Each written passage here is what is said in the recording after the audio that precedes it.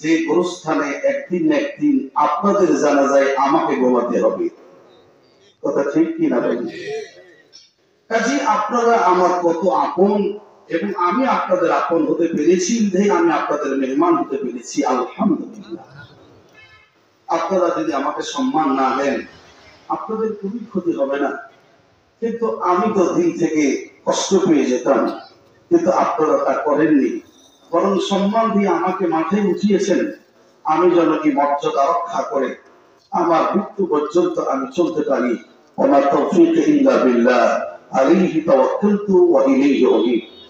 সম্মানিত ভাইরা, আপনারা সকলে কেমন আছেন? ঘড়ির কাঁটা খেয়াল রাখবেন। সময় যদি আজকে 2 ঘন্টার জায়গায় 3 ঘন্টাও যায় আমাকে মাযুর মনে করবেন, কারণ আমরা প্রতি রাতে এখন প্রোগ্রাম খুব চাপ হবে এই মসজিদে, কারণ সামনেই আসছে মাঘে রমাদান। কাজে 2-3টা প্রোগ্রাম প্রতি রাতে এখন থাকছে ইনশাআল্লাহ। সেই হিসাবে আজকে আমার বাড়িতে আলোচনা কম করে ঘুমিয়ে পারলে তো ভালো, ঠিক কিনা? কিন্তু আমি চেষ্টা করব আমার এলাকার মানুষ যেন বঞ্চিত না হয়, এই কথাটা যেন না বলে আমাদের ছেলে আমাদের ফাঁকি দিল, এই বিষয়টা আমি শুনতে চাই না। একটু মেহেরবানি করে কষ্ট করেও আপনারা কিছু সময় থাকবেন তো? 2 ঘন্টা চলবে তো? যদি কোনো ভয়ের অসুবিধা হয় 1 নম্বর 2 নম্বর লাগে, যাবেন আবার আসবেন, অসুবিধা নেই তো, কি বলে?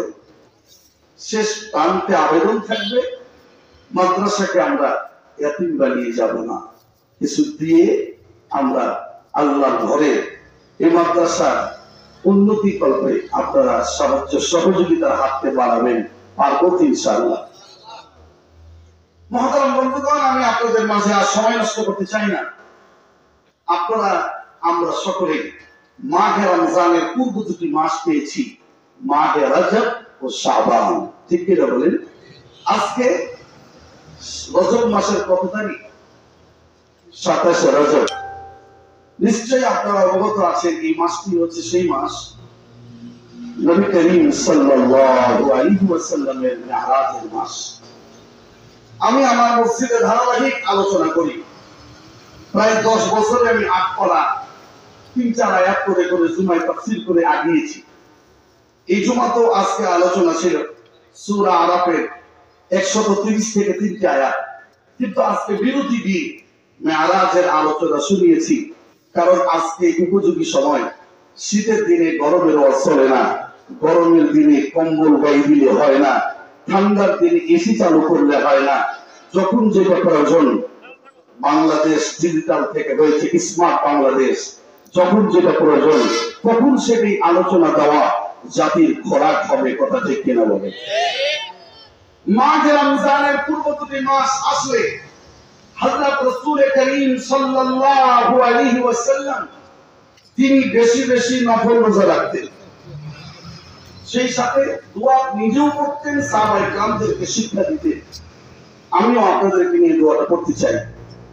আল্লাহুম্মা, আমার সাথে বলুন, বারিক লানা ফি রজব ওয়া শাবান ওয়া বাল্লিগনা রমাদান।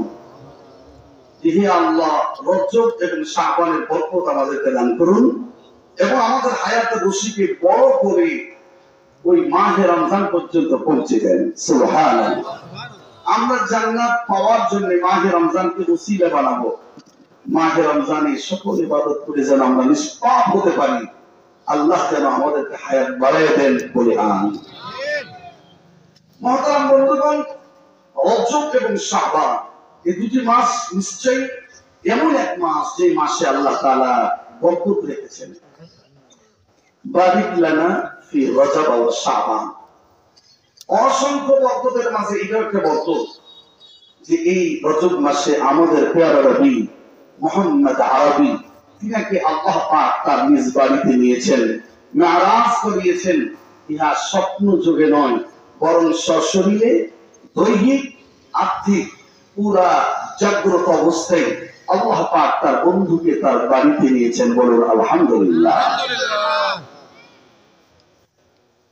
আসুন আমরা এই আলোচনা যথারীতি কোরআনুল কারীমে 114টি সূরার মাঝে সূরা বনী ইসরাঈল অথবা সূরা আসরা নামে একটি সূরা আছে, 15তম পারা প্রথম পৃষ্ঠায় প্রথম লাইনে প্রথম আয়াতে আল্লাহ পাক এই মেরাজের কথাকে বলে দিয়েছেন। সুবহানাল্লাহ।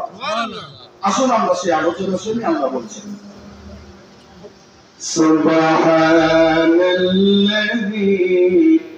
আসরা বি'আবদিহি লাইলান মিনাল মাসজিদিল হারাম। পবিত্র সেই মহিমাময় সত্তা যিনি তার বান্দাকে মসজিদ হারাম থেকে মসজিদ আকসা পর্যন্ত সফর করিয়েছেন। সেখান থেকে আরশ আজিম আল্লাহ পাকের নিকটে নিয়ে আল্লাযী বারাকনা হাওলাহু, যে সময় তার চতুর্দিকে অসংখ্য বরকত আল্লাহ রেখেছিল। কেন নিয়েছিল? লিনুরিয়াহু মিন আয়াতিনা, আল্লাহ চেয়েছেন অসংখ্য কুদরতে কামিলার বহিঃপ্রকাশ ঘটাবেন, নবী যেন সবগুলো দেখতে পারে। ইন্নাহু হুয়াস সামিউল আলিম, নিশ্চয়ই আল্লাহ নিজে বলে দিয়েছেন, পৃথিবীর মানুষ তোমরা এটা শুনে নাও, আমি আল্লাহ তাআলা সর্বশ্রোতা সর্বদ্রষ্টা। বলুন আলহামদুলিল্লাহ। আমি আপনাদেরকে একটি আয়াতের শুধু সালিস তরজমা শোনালাম। আসুন আমরা এর একটু ব্যাখ্যা বিশ্লেষণে চলে যাই। নবীজির মেরাজ হয়েছিল সশরীরে নাকি স্বপ্ন যোগে? কোনটা? তার মানে আমাদের মাঝে কিছু মানুষ ভুল সিদ্ধান্তে রয়েছে, ভুল বোঝাবুঝির মধ্যে আছে যে নিশ্চয়ই নবীকে আল্লাহ তাআলা স্বপ্ন যোগে নিয়েছেন। আমরা আজকের আলোচনায় তাদের ভুল ভেঙে দিতে চাই না। আল্লাহ তাআলা তার নবীকে জাগ্রত অবস্থায় সশরীরে তার রূহানিয়াত সহ জিসমানিয়াত সহ তার প্রাণ এবং বডি সকল কিছুকে আল্লাহ তাআলা তার বাড়িতে দিয়েছিলেন। সুবহানাল্লাহ। বলে বুঝলেন এটা কেমন বুঝলেন? পৃথিবীর নিয়ম হলো পুরো বিষয় যদি আশ্চর্য ধরনের সম্ভব যেটা নয় অসম্ভব কিছু যখন দেখি তখন আমরা বলি সুবহানাল্লাহ, ঠিক কি না? আচ্ছা মনে করেন 110 তলা টুইন টাওয়ার, আমেরিকার এই 110 তলা টুইন টাওয়ারে নিচ দিয়ে লাফতে উঠছে, অসম্ভব কিনা? এখন আপনাকে কেউ খবর দিল অথবা নিজের চোখে আপনি দেখলেন, আপনি আশ্চর্য বলবেন না সুবহানাল্লাহ? বলবেন কি? আচ্ছা মনে করেন 110 তলা থেকে কেউ লাফতে নিচে পড়লো, মরলো না বাঁচলো ওইটা মাসআলা না, লাফতে পড়লো, এটা কি অসম্ভব? এটা কি অসম্ভব? আপনি পড়লো অথবা কেউ ফেলে দিল, পড়ে যাওয়া বা লাফতে পড়া এটা সম্ভব, কিন্তু নিচ থেকে লাফতে উপরে যাওয়া এটা অসম্ভব। কথা ঠিক কিনা বলে? আল্লাহ রাব্বুল আলামিন বলেন, ও পৃথিবীর মানুষ, আমার বন্ধু মুহাম্মদ আরবি, আমার দোস্ত, আমার হাবিব, আমার আহমদ, আমার মুহাম্মদ, আমার মাইহি, আমার আকিব, আমার হাসিব, আমার নবীকে আমার বাড়িতে আমি আনবো, যেটা তোমাদের কাছে অসম্ভব আমি আল্লাহ তাআলা অসম্ভবকে সম্ভব করে দেখাইলাম। তোমরা যেটা পারো না আমি আল্লাহ রাব্বুল আলামিন কাদিরুল কুল, সকল কিছুর উপর আমার ক্ষমতা চলে। সুবহানাল্লাহ। আমার নবীকে সশরীরে না হইয়া স্বপ্ন যোগে যদি আমার বন্ধুকে আমার বাড়িতে আনতাম, তাহলে কখনো কি আয়াতের শুরু লগ্নে আমি সুবহান শব্দ বলতাম না।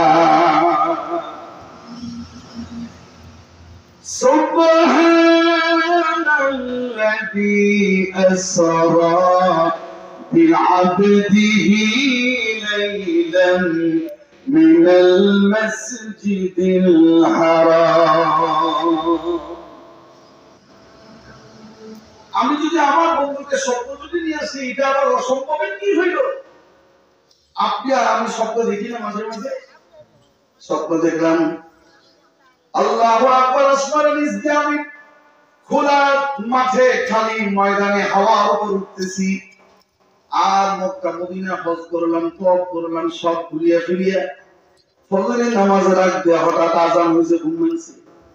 ইমাম সাহেবের কাছে স্বপ্ন বলেন, হুজুর আমি তো স্বপ্নের ভিতরে এবার উঠতেছিলাম, মক্কা মদিনা গেলাম, নবী রওজার কাছে গিয়ে আমি তওয়াফ করে আসলাম, বাইতুল্লাহ তওয়াফ করলাম, নবীজির সবুজ গম্বুজে আমি ঠোঁট লাগায় চুমা খেলাম, রওজায় আতহারকে আমি এইভাবে আদর করলাম। ইমাম সাহেব বলবে হলেও হতে পারে, অসম্ভব কিছু নয়, স্বপ্নযোগ্য হলেও হতে পারে। আচ্ছা এখন মনে করেন কেউ আপনারা আমরা কেউ বললাম, আরে ভাই আমি যাবো তো, এই তো গেলাম, এই তো আইলাম, ঠিক আছে কোথায় রাশিয়া গেছিলাম আর আইছিলাম। আপনি বলবেন গাজাখুরি কথা কওয়ার জায়গা পাবো না, বলবেন কিনা?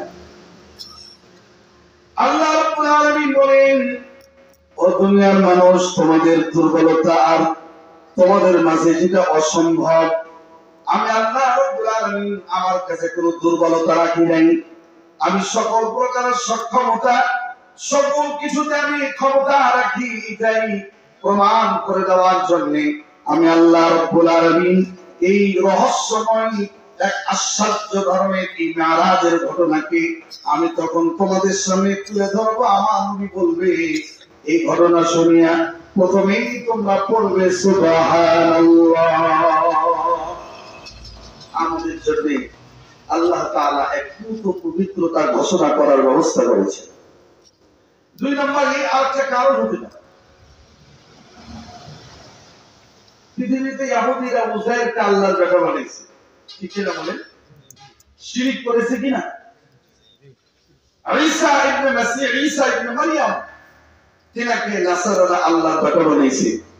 তো নবীকে যখন আল্লাহ তাআলা মেরাজে নিবেন, ফিরে আসলে আমি আর আপনি তো এটাও বলতে পারি যে আল্লাহ তার বাড়িতে যে স্পেশাল মিটিং করছে, নিশ্চয়ই আল্লাহর বিয়ে হবে, বলবো কিনা? তো আমি আর আপনি মুসলমান ইমানদার, আমার আপনার ইমানটা যেন রক্ষা হয়, শিরক আর বিদআতের গুনাহ থেকে যেন বেঁচে যায়, তা আল্লাহ সুবহানাহু ওয়া তাআলা এই মেরাজের এই অলৌকিক ঘটনাকে বয়ান করার সূচনা লগ্নে আল্লাহ পাক ব্যবহার করলেন সুবহানাল্লাহ। বান্দা তুমিও পড়ো সুবহানাল্লাযী আসরা বিআবদিহি। وقالت اليهود عزير ابن الله وقالت النصارى المسيح ابن الله وقال تعالى إن الله ثالث ثلاثة। পৃথিবীতে এমন একটা কাফের বেঈমান ছিল যারা এক আল্লাহকে বিশ্বাস করে নাই, বরং বলেছে আমি আল্লাহ হলাম স্বামী, আর ঈসা ইবনে মারইয়াম, মারইয়াম আমার স্ত্রী, আর ঈসাকে আমার ছেলে বানাইয়া তালিফু তালাসা, তিনজন মিলে এক রব, তিনজন মিলে তৃতীয়, তিন পদার্থের সমন্বয় এক জাত, তিনি হচ্ছেন আল্লাহ। এইটা হলো ইহুদি আর খ্রিস্টানদের কথা। মুসলমানেরা বলে আল্লাহু আহাদ, আল্লাহু সামাদ, আল্লাহ লাম ইয়ালিদ ওয়া লাম ইউলাদ, আল্লাহ ওয়া লাম ইয়াকুল লাহু কুফুয়ান আহাদ। কথা ঠিক কিনা বলেন? বিসমিল্লাহির রাহমানির রাহিম।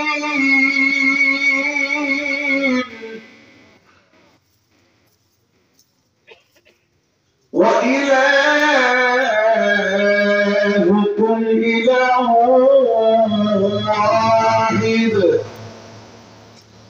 لا إله إلا هو الرحمن الرحيم।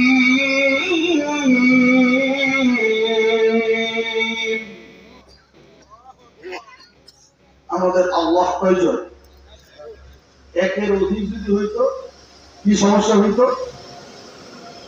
দেখেন বাংলাদেশে দু একটা কথা রাজনীতি তো আসবে, তবে আমি রাজনীতি করার জন্য বলবো না, আমি করার বোঝানোর জন্য বলবো। শুনবো তো ইনশাআল্লাহ। মনে করেন একদিক থেকে আমেরিকার মিছিল আসতেছে, অপর দিক থেকে বিএনপির মিছিল, বিশ্ব রোডে এক রোডে যদি দুই মিছিল আসে, মাইপিট হবে কিনা? মানুষজন মরবে কিনা? আচ্ছা মনে করেন মধ্যখানে দুই তিনজন হাওয়া গেলা, আমার মতো 87 কিছু মানুষ এসে পড়লো যে আমেরিকা বুঝে না, বিএনপিও বুঝে না, অন্য কোনো দলও সে করে না, সাধারণ মানুষ। মাইক শুরু হইলে গায়ের উপর আমেরিকার বিএনপি লেখা রয়েছে, এই বলবে ভাই আমার মারো কেন, বেটা তুই বিএনপি, ভাই আমি বিএনপি আমি কোনো দলই করি না। বলে তুই দল করস কি না করস পরের কথা, মায়ের আগে দিয়ে দেবে।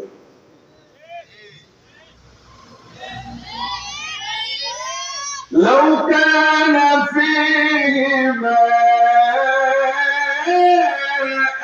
آلهة إلا الله لفسدتا فسبحان الله رب العرش عما يصفون. সূরাতুল আম্বিয়া আল্লাহ তাআলা বলছেন, আমি আল্লাহ না হইয়া যদি দুইজন হইতাম, আসমান জমিন সব ভেঙে তছনছ হয়ে যেত, খাম হয়ে যেত। কেন? আমি এক আল্লাহ দয়ালু হইয়া বান্দা গুনাহ করলেও আমি বৃষ্টি দিতাম, গুনাহ করলেও খাবার দিতাম। আর আরেকজন রব যদি থাকতো, তাহলে সে বলতো এরা গুনাহ করছে, নামাজ পড়ে না, দে আযাব। তো একজনে দিবে বৃষ্টি, আরেকজনে দিবে আযাব। দুই আল্লাহরই তো ফেরেশতা আছে, এর ফেরেশতা ওর ফেরেশতা, কেউ কি কাওয়ার জন্য বসে থাকবে? লাগবে মাইতি, আকাশ জমিন পাহাড় পর্বত নদী নালা খালবিল সব তছনছ হয়ে যেত।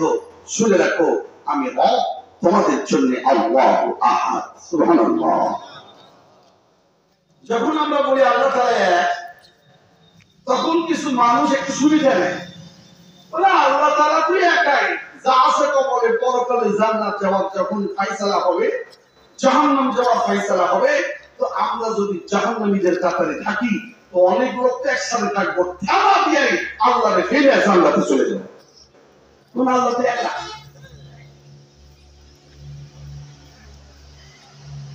আল্লাহ তাআলা একা, কিন্তু তার ক্ষমতা সকলের উপরে অনেক বড়। কথা ঠিক কিনা বলে? মানি না তো মানেন না, তো নামাজে আল্লাহ আকবার কমকে, আল্লাহ তো আপনি অনেক বড়। জানাজার নামাজে দাঁড়াইলে বলে আল্লাহু আকবার, আল্লাহ আপনি বড়। ঈদের নামাজে দাঁড়াইলে বলে আল্লাহু আকবার, আপনি অনেক বড়, অনেক বড়। বলে কত বড়? বলে বান্দা আমি কত বড় বলার ক্ষমতা তোর নাই, আমি এত বড়, আমার চাইতে বড় আর কেউ হয় না।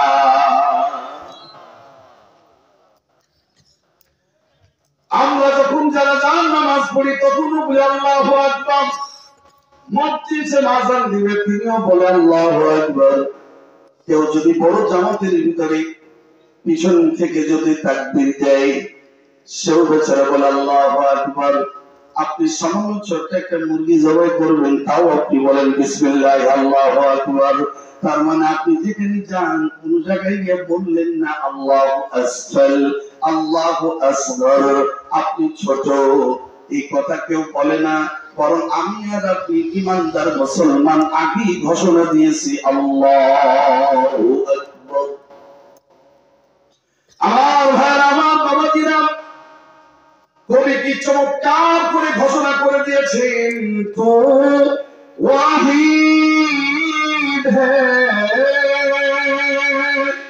মগর লাখো দিলোं में तेरा मस्कून, तेरा वहदत का क्या कहना, तेरा कदरत का क्या कहना।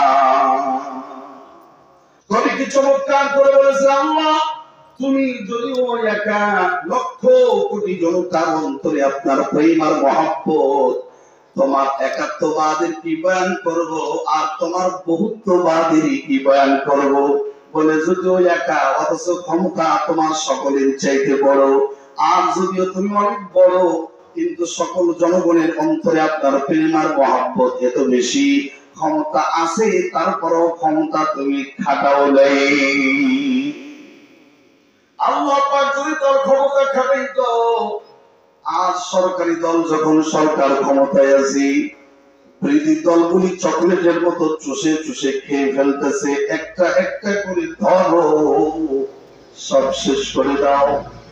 আল্লাহ যদি বলতো আমি তামাম পৃথিবী আমি আল্লাহ পরিচালনা করি সারা পৃথিবীর 200 কোটি মুসলমান তোমরা শুধু থাকবে, আর 400 কোটি জয় শ্রীরামের দল তোরা কেউ থাকতে পারবি না। জয় মা দুর্গা, জয় মা কালী বলে তোদের সবগুলো মেরে ফেলবো। ও বন্ধু, আল্লাহর জমিনে 400 কোটি বেঈমান মুসলমানের ডবল এরা আছে কি নাই বলেন? আল্লাহ তাআলা তার ক্ষমতা থাকা সত্ত্বেও ওই বান্দাগুলিকে সুযোগ দিলেন, বান্দা ওহে আমার গোলাম, মন চাইলে মরণের আগেও যদি পড়ো লা ইলাহা ইল্লাল্লাহ তাফালাল জান্নাহ, মরণের আগেও যদি কালেমা পড়ে মুসলমান হও, মাথার চারি থেকে পায়ের তল পর্যন্ত গুনাহে ভরপুর করে ফেলেছো, পুরা জিন্দেগি ভর গুনাহ করেছো, 70 বছর 80 বছর কেটে গেল, ডাকিনি তোমায় প্রভু, তারপরও রিজিক আমার বন্ধ করো নিগ প্রভু। কথা ঠিক না বলে? 100 বছর 70 বছর তাম জিন্দগি ভার সুদ খেলাম, ঘুষ খেলাম, জেনা করলাম, কত গুনাহ না করলাম। মুসলমান গুনাহ করার পর দুই ঈদের নামাজ অথবা জুমার নামাজ অথবা রমজান মাসে হলো সিজদায় পড়ে কান্দি, কিন্তু 400 কোটি বেঈমান 1 সেকেন্ডের জন্য রমজান মানে না। আমার আল্লাহ বলেন এরপরও আমি তোদের মাইরা ফেলি নাই, এই জন্যই মারি নাই। আমার ক্ষমতা অনেক বড়, এরপরও আমার দয়াও অনেক বড়। সুবহানাল্লাহ। বাবা দিনা ভাই, আমার নবীর মেরাজ হলো আসমানে, জমিনের ভিতরেও একজন নবীর মেরাজ হয়েছিল, তার নাম মুসা আলাইহিস সালাতু ওয়াস সালাম। নাম কি? আল্লাহ রাব্বুল আলামিন তুর পাহাড়ে তিনাকে নিয়েছিলেন। হযরত মুসা আলাইহিস সালাতু ওয়াস সালাম একদিন রাস্তার ধারে বসিয়ে বলছেন, আল্লাহ আমি দেখতে চাই দুনিয়ার মধ্যে সবচেয়ে পাপী লোক কোনটা, একটু দেখাবেন। मूसा ने कहा पर खुदा तुझको देखूं मैं, अल्लाह ने कहा तूने मुझको देखना नहीं है, वकल्लमल्लाहु मूसा तकलीमा। मूसा अलैहिस सलाम আল্লাহর সাথে সরাসরি কথা বলতেন। সমস্ত নবীদের নাম কোরআনের মধ্যে রেকর্ড হয় নাই, 25 জন নবীর নাম রেকর্ড হয়েছে। তবে সবচেয়ে বেশি যে নবীর নাম এসেছেন তিনি হলেন হযরত মুসা আলাইহিস সালাম। কতবার এসেছেন? একবার দুইবার না, মুসা আলাইহিস সালামের নাম গোটা কোরআনে 135 বার রেকর্ড হয়েছে। সুবহানাল্লাহ। আমাদের নবী মুহাম্মদ আরবির নাম মুহাম্মদ 4 বার, আহমদ 1 বার, মোট 5 বার। আমাদের নবীর নাম 5 বার। মুসা আলাইহিস সালামের নাম 135 বার। সুবহানাল্লাহ বলেন। হযরত মুসা আলাইহিস সালাম বলেন, আল্লাহ সবচেয়ে পাপী লোকটা আমি দেখতে চাই।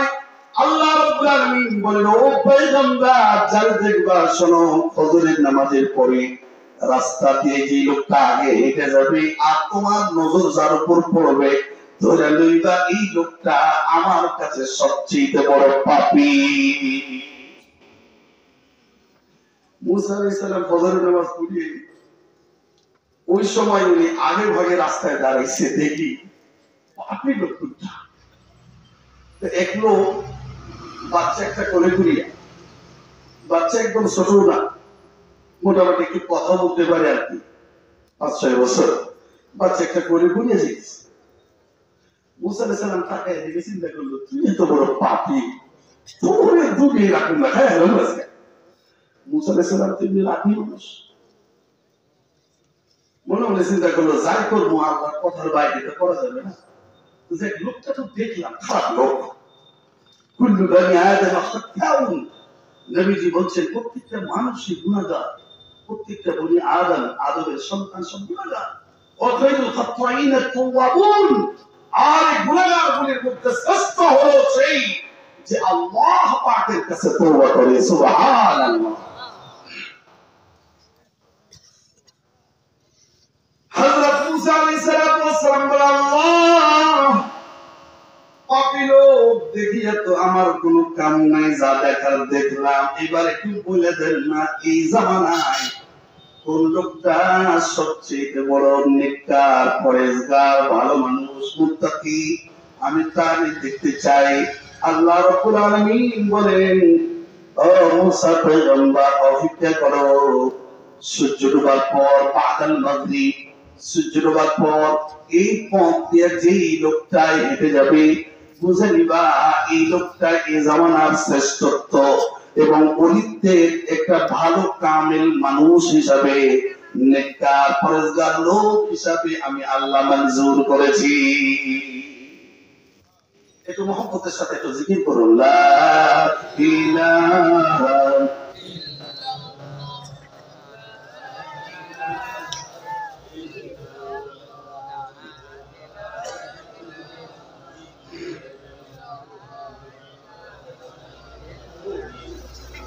একটু চা দেন, হুজুরও একটু চা খাবে, সবাই একটু চা দেন। ভাই কষ্ট হইতেছে, আমি যদি ভদ্র পবিত্র থাকে আমার চিন্তা নাই, গাড়ি ঘোড়া কিছু লাগবে না, বাড়ি ফিরে যাবে। লা ইলাহা ইল্লাল্লাহ। বাবাজি আমার, ভাই আমার, একটু মনোযোগ দেন। মুসা আলাইহিস সালাম বলেন, আল্লাহ আমি অপেক্ষাই হইলাম, এদিক ওদিক যাব না, নেককার লোকটার চেহারা দেখবো, এরপর আমি মুসা পয়গম্বর বিদায় হইব। অপেক্ষা করার পালা।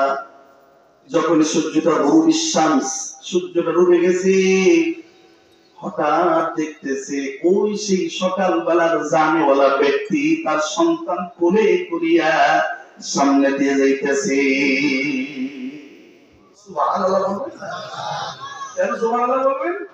সুবহানাল্লাযী আসরা বিআবদিহি লাইলাম মিনাল মাসজিদিল হারাম। এই মেরাজ বুঝানো 3 থেকে 4 ঘন্টা লাগবে। আমি অত সময় নিব না, মনে করেন না আমি সোনা মদিনায় চলে গেছি মেরাজ দিয়ে, এখানেই ঘুরবো। কেন সুবহান বলবেন? এই জন্য বলবো, সকালবেলার পাপী লোকটা মাগরিবের পর কেমনে নেককার হয়। সকালবেলার ধনীরে তুই ফকির, সন্ধ্যাবেলা নদীর কুল ভাঙে ও কুল ভাঙে, এই তো নদীর খেলা। সকালবেলার ধনীরে তুই ফকির, সন্ধ্যাবেলা সকালবেলার পাপীরে তুই নেককার বিকেল বেলা। আমার ভাইরা, মুসা আলাইহিস সালাম বলছেন, আল্লাহ এই এক আশ্চর্য ধরনের কথা বললেন। কেমনে সকালবেলা একই লোক পাপী, বিকেল বেলা কেমনে নেককার হয়? আরবি গ্রামার ভাষায় বলা হয় তানাকুজ, অর্থাৎ বিপরীতমুখী কথা এখানে লাজেম হয়। এই লোকটা নারী, এই লোকটা এখন আবার পুরুষ। শরীফ থেকে শরীফা, বর্তমান স্মার্ট বাংলাদেশ। এগুলা আলোচনা করলে তো রাগ উঠবে, আর একটু রাগি লোক আমি। যত নরম আর হাসি খুশি দেখে, এত হাসি খুশি না, মেজাজ গরম হয়ে গেলে কি থেকে কি হয়, হুঁশ থাকে না, তো হুঁশ থাকা লাগবে। কি বলে আমি ওই বিষয় দেখতেছি না, জ্ঞানী মানুষ আপনারা বুঝে নেবেন। হযরত মুসা আলাইহিস সালাম বলছেন, আল্লাহ সকালবেলা যে লোকটা পাপী, সন্ধ্যাবেলা ওই লোকটাই কেমনে নেককার হয় বুঝলাম না। তুমি তো বড়ই আমার সাথে হিকমতি কথাবার্তা বলো। আমার আল্লাহ রাব্বুল আলামিন বলেন, ও মুসা পয়গম্বর শোনো, কি জন্য এটা ঘটলো তা কি শুনবো না? বলে শোনার জন্যই তো বলেছি, আল্লাহ একটু মেহেরবানি করে বলে দেন। বলে শোনো, এই লোকটা বড় পাপী, এটুকু সন্দেহ নেই। সকালবেলা সন্তান খাওয়াইয়া তোমার সামনে অতিক্রম করেছিল, যেতে যেতে একটা জঙ্গলের মধ্যে বাপ আর ছেলে যখন প্রবেশ করেছে, বাবা একা একা বলতেছিল, এত বড় জঙ্গলে আমি ঢুকলাম, না জানি কোন মুসিবতে পাকড়াও হই। সন্তান কোলের থেকে বলছে, আব্বু এই জঙ্গলটাই কি বড়, না এর চাইতে বড় কিছু আছে? বাবা ছেলের প্রশ্ন উত্তর শুরু হয়ে গেল। বাবা এরা বলছে, শোনো বাবা, এই জঙ্গল কি বড়